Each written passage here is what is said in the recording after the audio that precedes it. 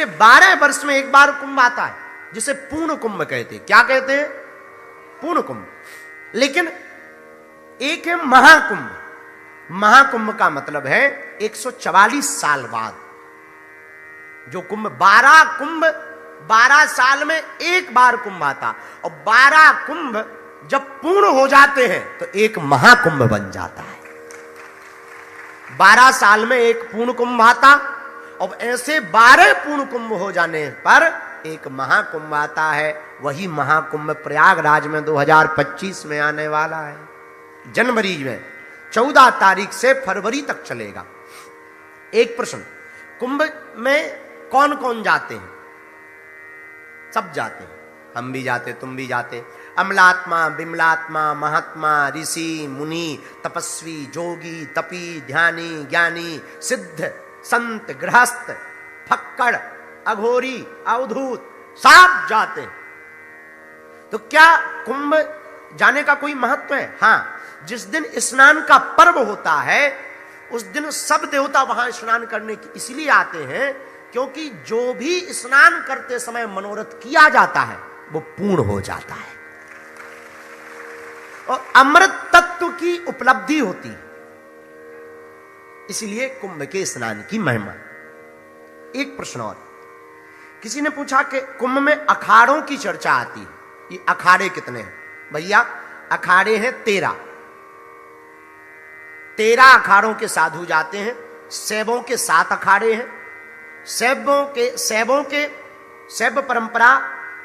परंपरा के 7 अखाड़े हैं। एक अखाड़ा उसमें जूना अखाड़ा है, दूसरा आवाहन अखाड़ा है, तीसरा अग्नि अखाड़ा है, चौथा निरंजनी अखाड़ा है, 5वां आनंद अखाड़ा है, 6वां निर्वाणी अखाड़ा है और 7वां अटल अखाड़ा है। ये 7 अखाड़े हैं शैवों के, पर 3 अखाड़े हैं वैष्णवों के। वैष्णव के 3 अखाड़े कौन कौन से हैं? निर्मोही अखाड़ा, हमारे जो दादा गुरुजी हैं आप निर्मोही अखाड़े के ही साधु। तो वैष्णव के 3 अखाड़े होते हैं, निर्मोही अखाड़ा, दिगंबर अखाड़ा और निर्वाणी अखाड़ा। 7 3 10 और 3 अखाड़े होते हैं उदासीन के, बड़ा उदासीन, नया उदासीन और निर्मल अखाड़ा। ये 3 अखाड़े उदासीन अखाड़ों के होते हैं। तो ये ऐसे 13 अखाड़े के महात्मा कुंभ में पहुंचते हैं। अब एक प्रश्न और किसी ने किया, प्रयागराज की महिमा इतनी क्यों है? प्रयागराज की महिमा इसलिए है क्योंकि वो तीर्थों का राजा है। पर तीर्थों का राजा किसने बनाया? श्री ठाकुर जी ने बनाया। वो तीर्थों का राजा क्यों बना? क्योंकि प्रयागराज में ही सर्वप्रथम इस पृथ्वी पर ब्रह्मा जी ने कहीं यज्ञ किया तो वो तीर्थराज प्रयागराज में ही पहला यज्ञ किया है। तीर्थों का राजा प्रयागराज को ही क्यों बनाया गया? एक बार पुलस्त ऋषि ने भीष्म जी को कहा कि आप पूरे विश्व की प्रदक्षिणा करो।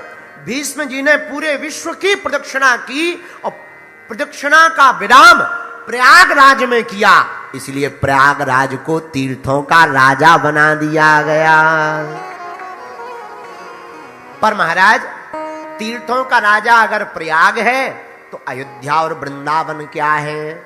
भैया अयोध्या और वृंदावन है भगवान का घर। क्या है? बोलो बोलो बोलो।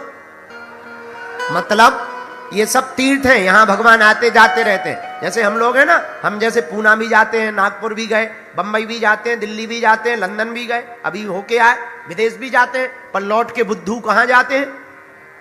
घर पे ही जाते हैं। तुम लोग भी बढ़िया देखो, घूम रहे कथा में, देखो दांत निकाल रहे हो 3200 खीसा, बढ़िया कथा सुन रहे हो। अभी थोड़ी देर में भजन होगा तो ठुमका लगाओगे, बढ़िया पूरी खाओगे, फिर कहां जाओगे?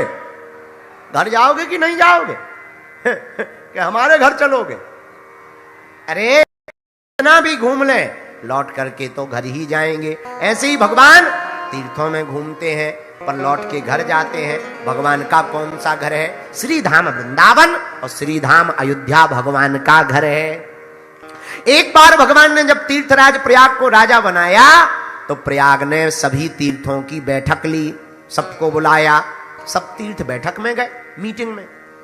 लेकिन 2 स्थान नहीं गए, अयोध्या और वृंदावन। तो प्रयागराज भगवान से नाराज होके बोला, हमको जो आपने शासन दिया है, जो पद दिया अध्यक्षी का, वो गलत है। राजा हमको बना तो दिया पर हमारी कोई सुनता ही नहीं है। भगवान बोले क्या हुआ? तो प्रयागराज बोला, महाराज हम तीर्थों के राजा हैं, हमारी बात मानी जानी चाहिए कि नहीं? बोले बिल्कुल, पर हमारी बात नहीं कोई मान रहा। भगवान बोले किसने नहीं मानी? तो प्रयागराज बोला, सरकार सबने मानी पर 2 लोग उपस्थित नहीं हुए मीटिंग में। बोले कौन कौन? बोले अयोध्या और वृंदावन। भगवान बोले धत तेरे की, हमने तुझे तीर्थों का राजा बनाया है, अपने घर का थोड़ी राजा बनाया है।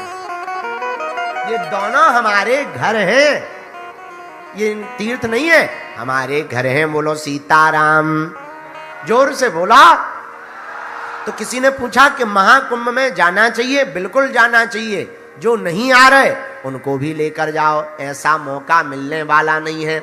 हमारी संस्कृति, हमारा सनातन, त्रिवेणी का संगम, संतों के दर्शन, भंडारे का आनंद, वह उत्सव, वह सनातन की परंपरा कितनी अद्भुत है। लेकिन वहां जाना तो हाथ जोड़ के प्रार्थना है, रील बनाने मत जाना, रियल में देखने के लिए जाना। हाँ, आजकल एक बहुत खतरनाक रोग लग गया आदमी को, रील बना रहा है, जिसे देखो रील पे है। पहले के जमाने में हमें एक सज्जन, हमारे बहुत अच्छे मित्र हैं, वे बोले भगवान ने बड़ी कृपा करी। हमने कहा क्या हुआ? वो राजा हैं। हम कहा क्या हुआ? बोले बताओ तो, जिनके डांस देखने के लिए हमारे बड़े बड़ी हवेलियां बिक गई, अब वो रील पे डायरेक्ट मिल जाती है। अब आजकल देखो तुम, खूब डांस रीलों पे चल रहे।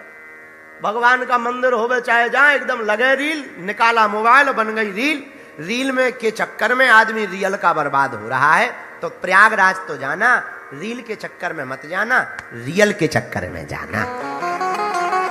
बोलो सीताराम। भैया जब रियल के रहोगे तब हनुमान जी दया करेंगे। जय जय जय गोसाई कृपा करो गुरु। हनुमान जी महाराज गुरुदेव की तरह कृपा करते। अब कथा पर चर्चा कर लेते हैं। कल हनुमान जी का जन्मोत्सव किस किस ने मनाया? जरा हाथ उठाओ। कैसा लगा कल? आनंद आया ना? कल हनुमान जी प्रकट भये कहां? अंजना माता के यहां। अब हनुमान जी बड़े हो गए, सूर्य भगवान को ब्रेकफास्ट में हनुमान जी खा गए। किस में खा गए?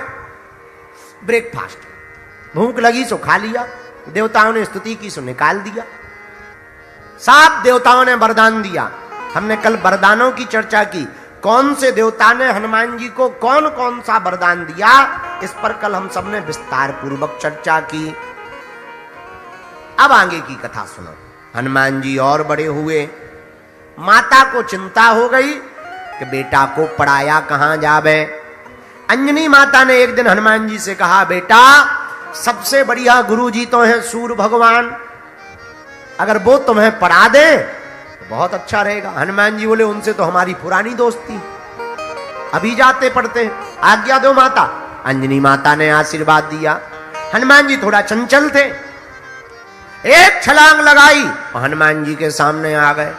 हनुमान जी ने कहा, गुरु जी की जय हो।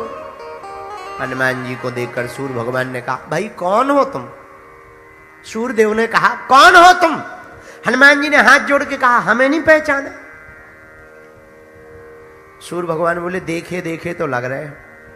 हाँ सही कहा, हम वही हैं जो बचपन में आपको खा गए थे ब्रेकफास्ट में। अच्छा अच्छा, किस लिए आए? आज फिर तो नहीं भूख लगे आए? नहीं नहीं, भूख नहीं लगी। किस लिए आए हो? महाराज आप हमको अपना शिष्य बना लो। सूर्य भगवान ने मन में सोचा, ऐसा खतरनाक शिष्य नहीं बनाना चाहिए। कहीं हम शिष्य बनावे, इसको पढ़ाई करवावे, कल के दिन पढ़ते ही पढ़ते भूख लग जाए, कब खा जावे कोई ठिकाना थोड़ी है। खतरा मोल नहीं लेना चाहिए। तो सूर्य भगवान टालने लगे, भैया हम किसी को पढ़ा नहीं सकते। हनुमान जी बोले, क्यों नहीं पढ़ा सकते हो? सूर्य भगवान बोले, देखो हम एक जगह थोड़ी टिकते, चलते रहते, चलने वाला आदमी पढ़ा थोड़ी पाएगा, रुकना पड़ता है। हनुमान जी बोले, चिंता ना करो, गुरुजी चलते रहेंगे तो चेला भी चलता रहेगा। सूर्य भगवान बोले, तब भी लफड़ा है। बोले क्या? बोले पढ़ाई हमेशा सामने रहना चाहिए।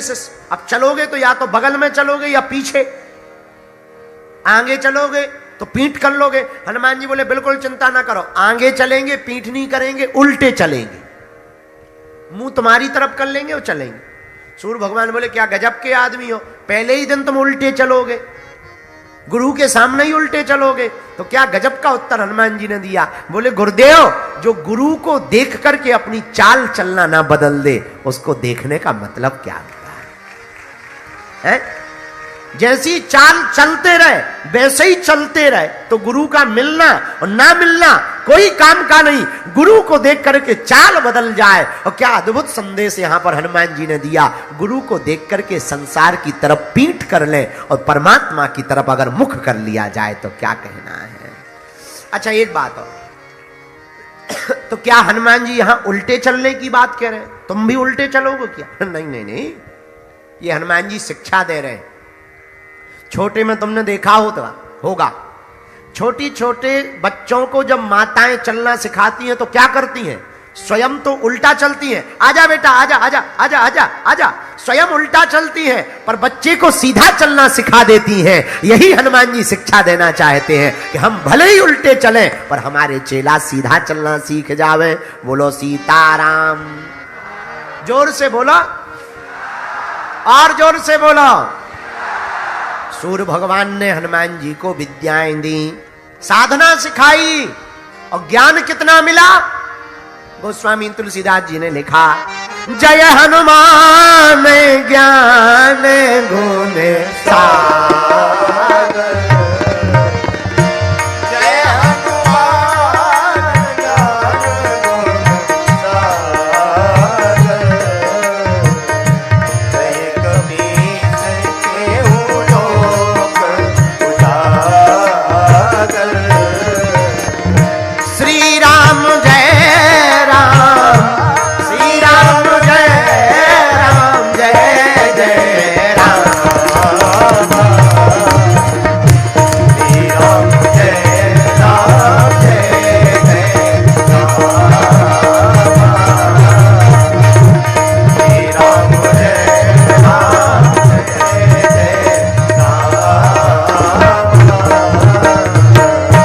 आहा, हनुमान जी को विद्या अध्ययन सूर्य भगवान ने करवाया। हनुमान जी के गुरु कौन है? बोलो बोलो बोलो। सूर्य भगवान कौन है? अरे जोर से तो बोलो। जो भी बालक बालिका पढ़ने वाले प्रतिदिन सूर्य भगवान का ध्यान करके अर्घ देते हैं वह हनुमान जी की तरह मेधावी बनते हैं। हनुमान जी ने सूर्य भगवान से विद्या अध्ययन की, ज्ञान मिला। हनुमान जी ज्ञानी नहीं बने, ज्ञानी नामाग्रगण्यम सकल गुण निधानम वानराणामुधीसम रघुपति प्रिय भक्तम। हनुमान जी ज्ञानी नामाग्रगण्य, ज्ञानियों में श्रेष्ठ। कुछ लोग ज्ञानी तो होते हैं पर बुद्धिमान नहीं होते। ऐसे समझो तुम ज्ञानी तो हो पर दिमाग खाली हो। मतलब बस तो बहुत सुंदर हो पर इंजन खराब हो। तो क्या बस किसी काम की है? बोलो बोलो। कोई लड़का या लड़की या व्यक्ति सुंदर हो पर चरित्र ढीला हो तो क्या किसी काम का है? हनुमान जी महाराज ज्ञानी भी हैं पर विनम्र भी, ज्ञानी भी है पर बुद्धिमान भी। अच्छा, कोई आदमी ज्ञानी हो बुद्धिमान ना हो तो बड़ा खतरा है, क्योंकि कब बोलना चाहिए, कितना बोलना चाहिए, यह भी बड़ा महत्वपूर्ण है। एक विदेश की बहुत प्राचीन घटना के बारे में जिक्र आता है कई बार कि एक कोई इंजन खराब हो गया मशीन का, तो इंजीनियर मिला नहीं, इंजीनियर नहीं मिला तो एक आदमी बोला कि हम ठीक कर देते हैं। बोले भाई ठीक कर दो। स्टार्ट मशीन हो नहीं रही थी, उसने एक हथौड़ा लिया और दिया फटा, मशीन चालू हो गई। तो मालिक ने कहा कि बोलो कितने रुपया दे? बोले $1000। तो मालिक बोला बड़े मूर्ख हो, एक हथौड़ा मारने के $1000। बोले नहीं नहीं नहीं, हथौड़ा मारने का तो एक ही डॉलर है, 999 तो इस बात के हैं कि हथौड़ा कहां मारना है। हथौड़ा कहां मारना है? $999 तो उस बात के हैं। तो कई लोग ज्ञानी तो होते हैं, पर बोलना कहां कितना है, ये बड़ा महत्वपूर्ण है। अब कोई रोता हुआ धरा हो, मर गया हो, और तुम कहो जिंदगी तो आनी जानी है, ये तो लगा ही रहता है। अगर रोने वाले का दिमाग खराब हो गया तो तुम भी अर्थी पे लेट जाओगे। आओ, आओ, आनी जानी है। अरे भाई थोड़ा मोड़ा बोल दिया, सांत्वना दे दी, झंझट खत्म। इसीलिए नकल तो हो, पर अकल भी तो होनी चाहिए। एक आदमी, ये जरा एसी बंद करो। एक आदमी बहरा था, बहरा, और कुछ लोग ऐसे होते ही हैं। एक आदमी बहरा था, जलगांव का, नाम चंगीलाल। जलगांव का आदमी बहरा था, सुनाई नहीं देता था, लेकिन इतना मूर्ख आदमी कि सुनाई भले ही नहीं देता था, पर सामने वाले को यह आभास नहीं होने देता था कि हमें सुनाई नहीं दे रहा। और तुम कभी देखना, बहरे आदमी हमेशा ऊंची आवाज में बात करेंगे, क्योंकि उन्हें भी यही लगता है कि ऐसे भी तेज सुनाई देता है। तो बहरा, अब मित्र बीमार हो गया, उसका चंगीलाल का मित्र बीमार हुआ, बहरा था। पत्नी ने कहा कि मित्र के पास बैठे आओ, बीमार हो गया, बीमार। इसने कहा हम जा रहे। तो पत्नी ने कहा किसी बच्चे को साथ में ले जाओ, वो तुम्हें बता देगा। अरे बोले यहां किसी को नहीं ले जाना, किसी को पता थोड़ी हम बहरा है। अंदाजा लगा के 2-4 बातें ही तो पूछनी है, पूछ लेंगे, अंदाजा लगाएंगे। पत्नी बोली भाड़ में जाओ, मत ले जाओ। अब ये गया। अब इसने कहा अपने मित्र से, और मित्र कैसे हो? तो मित्र को तो हो रहा था दर्द, बोला मर रहे। इसको लगा कि ये कह रहा है कि ठीक है। मित्र ने तो कहा मर रहे हैं। इसने कहा चलो भगवान जल्दी सुने। अब मित्र को बड़ी गुस्सा आई कि हम तो कह रहे हैं कि मर रहे, ये कह रहा है जल्दी सुने। अब इसने पूछा और बताओ कौन से डॉक्टर का इलाज चल रहा है? और मित्र तो बड़ा नाराज हो गया था कि उल्टा सीधा बोल रहा था। तो मित्र ने कहा जमराज का चल रहा है, यमराज का। इसका जवाब सुनना। इसने सोचा किसी का नाम बताया होगा, अंदाजा है, अंदाजा लगा। हाँ, वो तो बहुत फेमस डॉक्टर है, बहुत पहुंचे हुए डॉक्टर हैं, उन्होंने तो कई लोगों को ठीक कर दिया है, कई लोगों को ठीक कर दिया, तुमको भी जल्दी ठीक कर देंगे। अब और मित्र का दिमाग खराब, कि एक तो हम वैसी मरद धरी दर्द है, ऊपर से ये और आ गया पगला। तो अब फिर इसने पूछा अच्छा खाने में क्या बताया? तो मित्र तो झंझला ही गया था, बोले पत्थर बताए हैं, पत्थर। अब इसका जवाब सुनना, अंदाजा। अब अंदाजा था हाँ बहुत हल्का भोजन है, बहुत हल्का भोजन है, बहुत अच्छा है, हल्का भोजन है, खूब खाओ, खूब खाओ। इसीलिए कई बार अंदाजा बड़ा गलत निकल जाता।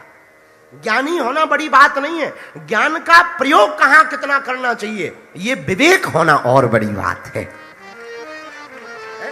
कई लोगों को पता तो होता है, पर विवेक कर। जैसे एक और घटना घटी, अब हम बोल ही दें। यही झुरखेड़ा का एक आदमी था, मंगूलाल। किसी का नाम लेंगे बुरा लग जाएगा। एक आदमी था हमारा चेला मंगूलाल। मंगूलाल गया नागपुर। नागपुर में उसने सीखी गणित। गणित सीख कर आया, मां ने स्वागत किया, एक प्लेट में 2 लड्डू रखे, 2 लड्डू ले बेटा, आज मकर संक्रांति है, खा लो। इसने सोचा कि माता जी को गणित का चमत्कार बतलाएं। माता जी कितने लड्डू हैं? मां बोली बेटा 2 लड्डू हैं। ये बोला नहीं, हम 3 सिद्ध करके बताएं। मां बोली बेटा तू भले ही चाहे जितना पढ़ाया हो, पढ़ाई चाहे जितनी कर ली हो, पर लड्डू तो 2 ही है। बेटा बोला नहीं नहीं गिन के बताओ। अब मां ने गिने, मां तो गांव की थी, उसने गिने, 1, दूसरे पर उंगली रखी, 2। बेटा बोला 2 और 1 3। मां बोली बेटा लड्डू तो 2 ही है। इसने कहा नहीं नहीं पर 3 है, 2 और 1 3 होते हैं, फिर से गिन लो। मां ने फिर कहा 1 और 2। बेटा बोला हां, और 2 और 1 कितने होते हैं? 3। मां बड़ी परेशान हो गई, बोले बस यही तो पढ़ाई है माता जी। वहीं बगल में बाप बैठा था, पिताजी बैठे थे। वो बोले बेटा बिल्कुल सही कह रहा है, तेरी मां मूर्ख है, लड्डू 3 है, पर सुन, 1 हम खा लेते हैं, 1 तेरी मां को खिला देते हैं, तीसरा तू खा लेना। बाप आकर बाप होता है, बाप आकर बाप होता है। तो ज्ञान कहां देना चाहिए, कितना देना चाहिए, ये बड़ा महत्वपूर्ण होता है। अगर तुम जो है, अब कोई आदमी हमसे कहे और बताओ बागेश्वर में ऐसी लाइटें लगी वैसी, अरे हम बागेश्वर में रहते, हमें पता है कैसी लगी है? अब कोई हमको बागेश्वर की बात बतावे तो बड़ी विचित्र बात होगी। तो ज्ञान होना बड़ी बात नहीं है, कहां कितना प्रयोग करना चाहिए ऐसी समझ आ जाना और बड़ी बात है।